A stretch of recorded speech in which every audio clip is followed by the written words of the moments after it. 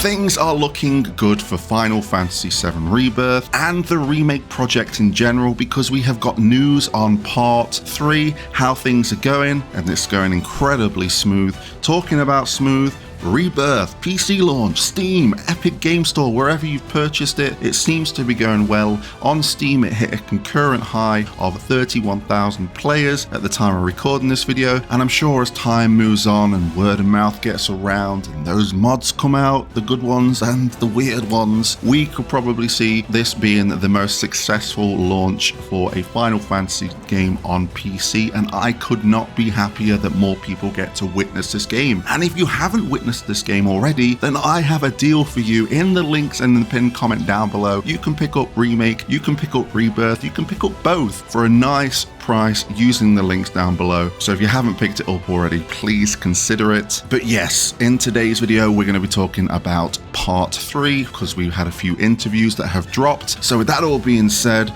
what is up guys, Jen here, hope you're all doing well. Welcome back to the channel. I'll have timestamps down below with the questions that we're going to be going over because I'm going to try and break it down. We are looking at Den Fami Nico Gamer, and it's Google translated, so I'm going to try my best to fill in the gaps. But all I ask is for you to like the video by hitting the like button, and if you want to stick around for some more Final Fantasy VII Rebirth or just the remake trilogy in general, then please consider hitting that subscribe button. So I've not really gone through the interview, so we're going to be winging it together, and we are starting off with the fact of the story mixing humor and seriousness. Another thing I noticed while playing Final Fantasy VII Rebirth was the dramatic difference in the intensity of events and stories. For example, there was an event where there was a little different from the original, but after a very serious conversation, a strange boss bursts in without reading the atmosphere. I wonder what this is referring to.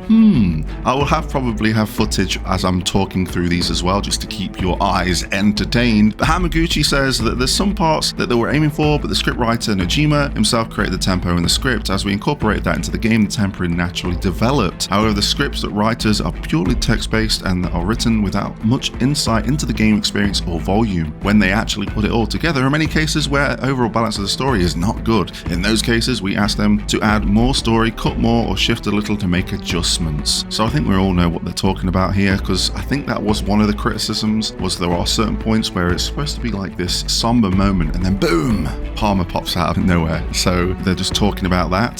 So basically explaining like, hey, you know, we want to put the humor in there, we want to put the seriousness in there, we need to find that fine balance. Sometimes it hits, sometimes it doesn't, sometimes it hits for some people, sometimes it doesn't hit for other people. So it's all taken into consideration, and maybe there's a few things they might learn going into part 3. Among the Costa del Sopics, the parasols are also quite memorable, and Hamaguchi says this is intended as a homage to Crisis Core, because obviously Zack does it when he has his little vacation and has to go to battle using the parasol, so it's a nice little throwback. And those don't come from the director, they are from the staff on scene, and we've seen this in interviews before where the staff really love Final Fantasy VII, the original, and they want to respect it, they want to pay homage to it, and they really want to weave in some deep cuts that us fans will get. For example, going to the desert prison, going to the little arena in there and fighting an enemy called Type 0. If you know your beta stuff or that strategy guide, the ultimate Final Fantasy VII strategy guide, you will know these deep cuts. They know the lore, they know the game, and they want to kind of give back while doing this.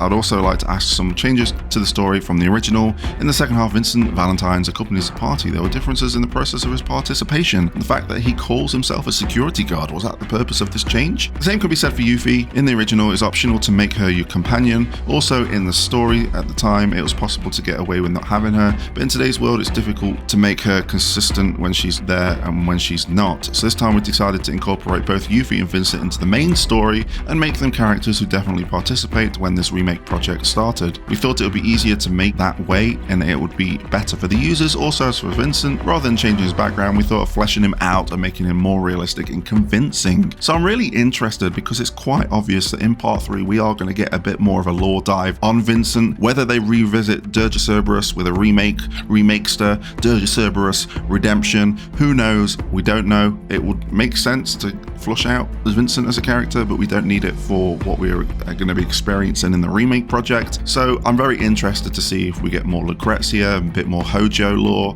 Will they interact? Will they cross paths? As obviously during the story you do fight Hojo on top of the Sister Ray when it's in Midgar, and if you have Vincent in the party, there's a little bit of an interaction there. Whether they will flush that out and make that more mandatory and making sure that it is going to be a beat that you experience, we'll see. Katase has chimed in here saying, yes, I don't have the impression that it has been changed from the original. The setting of being a former Turk stays the same, but it feels like he's been fleshed out. Rather than changing the setting, it's more of an addition to bring out realism. That's how we see it. And we've seen that throughout the project. There are these little things that may have only got like 10 seconds of screen time, a minute of screen time, or not as much screen time as it would have liked, and they have had used the opportunity through the remake project to flush them out a little bit more further, which is great, and it's nice to see because it's my favorite game being expanded, explored even more, and I can't complain about that. What is the production behind the massive number of mini games that are intriguing, and what's the approach for the next game? Yes, you mentioned that various ideas were coming out of the production site, but the main story has also had a huge amount of mini games.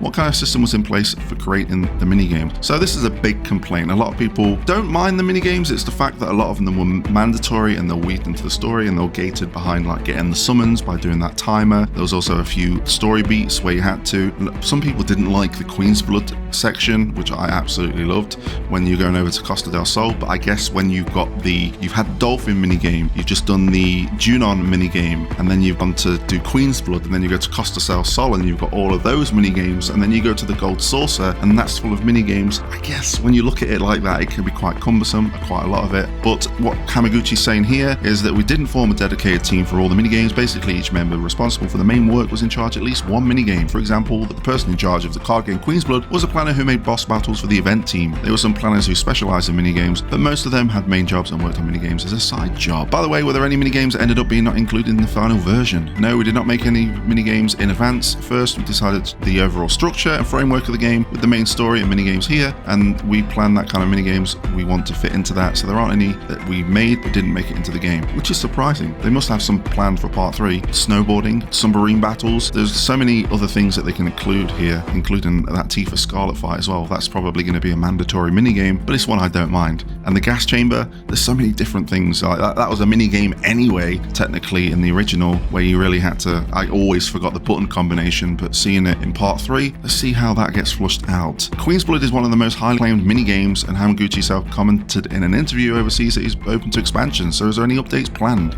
We don't have any plans at the moment. They're lying. They got plans. Of course they don't. Users often ask us, can you release it as a smartphone app? But we want to focus on the production of the trilogy now, so not thinking about another app using the Queen's Blood IP at this time. We're going to see one probably after the remake project, or at least maybe as a companion app to the part 3. Now, this is me just spitballing here to where, like Grand Theft Auto 5, when that first came out, you had the app that came with it where you could change your license plate and stuff, and it weaved it in quite nicely and it wasn't like intrusive. Maybe something like that, Queen's Blood, where you can, I don't know, manage your deck and do things like that, or have a look at the card in a 3D viewer or something. I don't know, but they looks like we probably will see some kind of expansion to that. I see. So there's a possibility that they'll be included in a new form of the trilogy.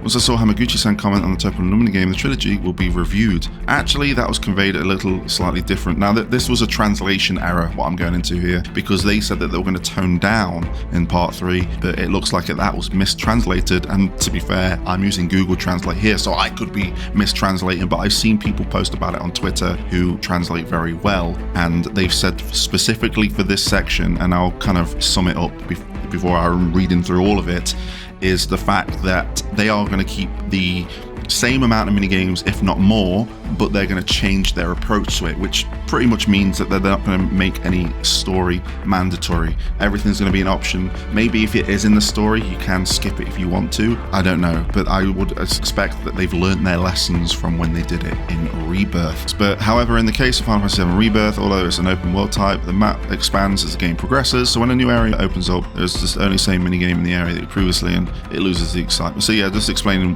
why they went with that approach and how they're going to be focusing it all in the third part. So you packed it all knowing some people were dissatisfied. However, from that point onwards, the nuance was conveyed differently. When I look at this version of Final Fantasy VII Rebirth, I personally think that the format of sprinkling minigames was a good one. I think it was a good one. I enjoyed it. I can understand where people got a bit frustrated, like the when you look at the Junon, the Shinra 8, the Costa del Sol Gold Saucer chunk, that is a big part of minigames, and if you are doing all of the world intel as well, which involves mini games, getting the summons, doing the Moogle houses, you might get a little bit overwhelmed. I can see that, but for me, I embraced it and I wanted more. And it looks like I might be getting more. With the PC release of Rebirth, it seems that production in the trilogy will finally begin in its earnest. Do you think it will be difficult for you to answer detailed questions? Juicy stuff coming up now. But will Cid and Vincent, who are event characters in Final Fantasy VII Rebirth, be able to be controlled directly or moved around on the world map at the same time? At this point, it's hard to say if if they will be playable. I think this is something that users are naturally expecting, so I think this will be a way of providing to answer that.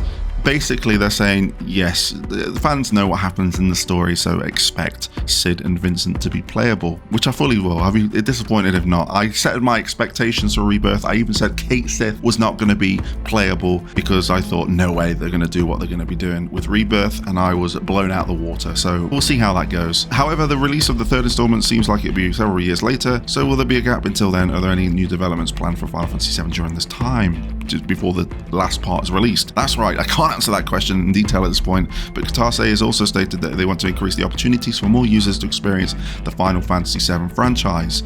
That will be the case this year, and we're thinking about getting new fan bases to know about Final Fantasy VII from next year onwards. We'll be taking some kind of action, so please look forward to it.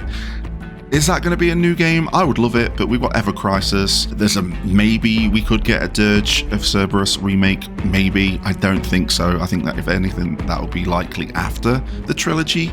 Maybe.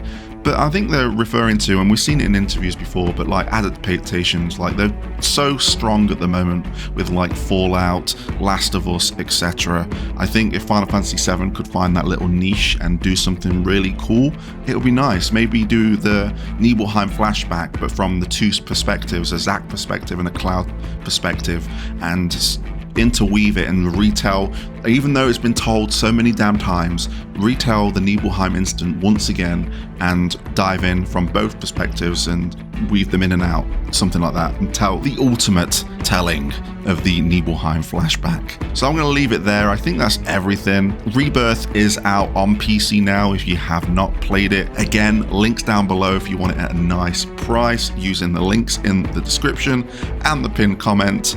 And I think we'll leave it there. I have two questions before I leave to pitch you. Thank you if you've made it this far. It's a bit more of a chill out video, reading an article. We haven't done this for a long time, so I appreciate you being with me. But have you played Final Fantasy VII Rebirth on PC? Are you going to? I guess that's two questions. But then my third and final question is, are you excited for part 3, and what changes would you make after playing Remake and Rebirth? Let me know in the comment section down below. I'm excited nonetheless, and I'm excited to dive in and start talking about and making some speculation about part 3 in the future. So thank you for watching, and until next time, I'll catch you on the flip side.